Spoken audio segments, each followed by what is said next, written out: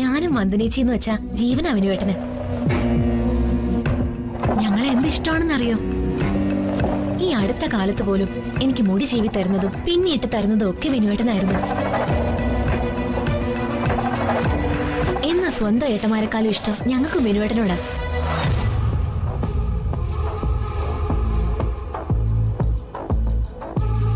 നല്ല രുചിയുണ്ട്. ഏട്ടന് വേണം ഉണ്ണിയപ്പം. മുത്തശ്ശി വിനുവേട്ടനെ കുറിച്ച് പറയുന്നത് കളഞ്ഞു കിട്ടിയ തങ്കമെന്നാ. ഞങ്ങളുടെ വീടിനടുത്ത് ഒരു ഗണപതി ക്ഷേത്രമുണ്ട്. അവിടുത്തെ നേർച്ച ഉണ്ണിയപ്പാ. വളരെ വിശേഷപ്പെട്ടതാ. വിനുവേട്ടൻ എന്റെ വയറ്റി വളരുന്ന കുഞ്ഞിന്റെ ആയുരാരോഗ്യത്തിന് വേണ്ടി നേർന്ന വഴിപാടാ. നല്ല ഉണ്ണിയപ്പാ. ഏട്ടൻ കഴിക്കേ. വേണമെന്നില്ല, ഞാനിപ്പോ ഒന്നും കഴിച്ചല്ലേ ഉള്ളൂ. കഴിക്കേട്ടാ, നല്ല ടേസ്റ്റ് ഉണ്ട്.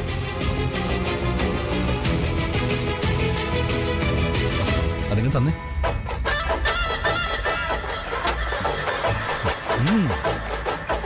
ഇത് മുഴുവനും കഴിക്കാൻ പോവാണോ?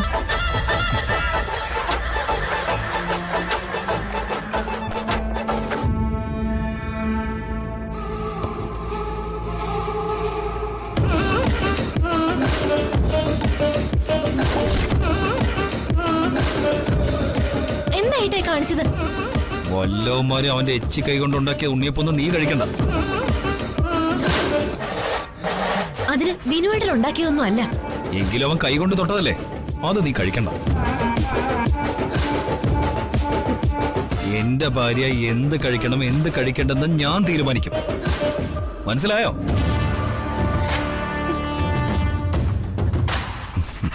വർഷ, ഐ ലവ് യു.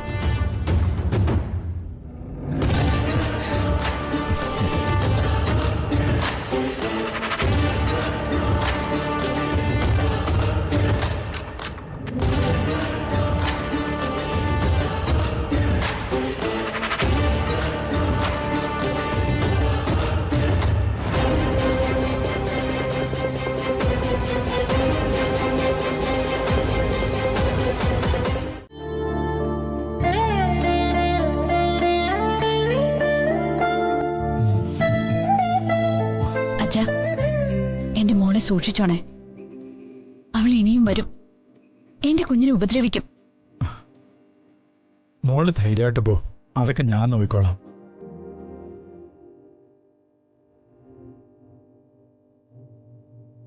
വന്ദനമ്മ പോയിട്ട് വരട്ടെ മോളെ.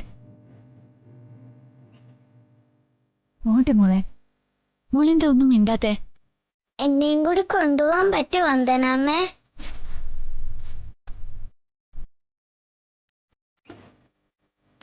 പറ്റില്ലെങ്കിൽ വേണ്ട വന്ദനമ്മേ.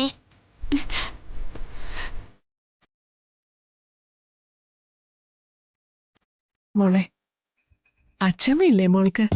ദിയമ്മൾക്ക് വന്ദനമ്മ വേണം.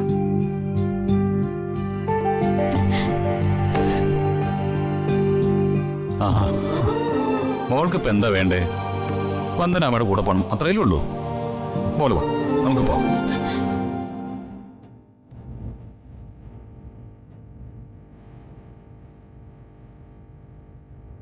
അല്ല മോനെ, നിന്റെ നല്ല മനസ്സെനിക്ക് മനസ്സിലാവും. പക്ഷേ ദിയമോളെയും കൊണ്ട് അങ്ങോട്ട് കയറി ചെന്നാ അവിടെ എന്ത് നടക്കുമെന്ന് ഊഹിക്കാവുന്നതേ ഉള്ളൂ. വന്ദനെ തന്നെ അവിടെ ആരും അംഗീകരിച്ചിട്ടില്ലാത്ത സ്ഥിതിക്ക് ഈ കുഞ്ഞിനെയും കൂടെ കൊണ്ടുപോയാൽ വലിയ പ്രശ്നമാവും മോനെ. ഒരു ഭാര്യയുടെ മനസ്സിന്റെ സന്തോഷം നോക്കേണ്ടത് ഒരു ഭർത്താവിന്റെ കടമയാണ്.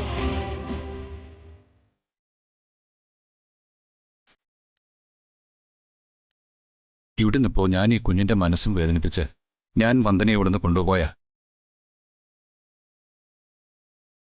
തകർന്ന മനസ്സുമായിട്ട് ഈ കുഞ്ഞിവിടെയും തകർന്ന മനസ്സുമായിട്ട് വന്ദന അവിടെയും കഴിയും.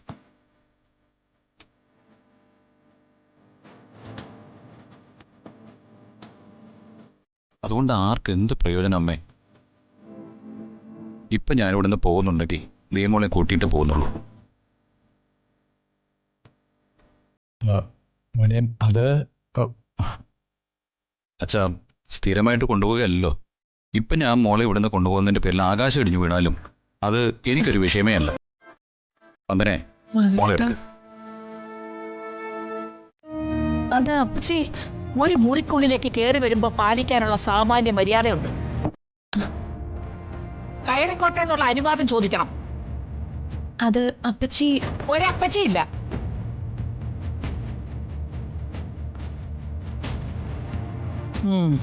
അത് പോട്ടെ. എന്താ രണ്ടും കൂടെ കാടിളക്കി കൊണ്ടുവന്നത്?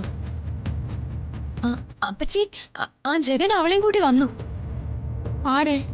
ആ വന്ദനയും കൂട്ടി ജഗൻ വന്ന കാര്യം പറയുന്നേ. വന്ദനെ അവിടെ നിർത്തിയിട്ട് വരണമെന്നില്ല അപ്പച്ചി പറഞ്ഞത്.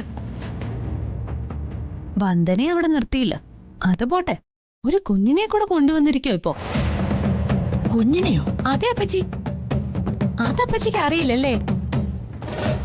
ഈ വന്ദനയുടെ കല്യാണം മുൻപ് ഒരുത്തനുമായിട്ട് ഉറപ്പിച്ചതാ, ഒരു രണ്ടാം കെട്ടുകാരൻ. എന്തായിരുന്നു അയാളുടെ പേര്? രാജീവ് മേനോൻ. ആ, അതും ഒരു കഥയാ. വലിയൊരു പണക്കാരനായിരുന്നു ഈ രാജീവ് മേനോൻ.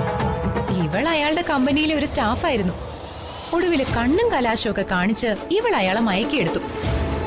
അയാൾക്ക് ആദ്യ ഭാര്യയിൽ ഒരു കുഞ്ഞുണ്ടായിരുന്നു. ആ ഭാര്യ മരിച്ചുപോയതാ. ഇരുവരും തമ്മിലുള്ള കല്യാണം ഉറപ്പിച്ചു. എന്നിട്ടെന്താ, ജാതകദോഷക്കാരിയായ ഇവളെ കെട്ടാൻ വന്ന രാജീവ് മേനോനും അമ്മയും മുഹൂർത്ത സമയത്ത് തന്നെ കാറിടിച്ച് ചത്തു.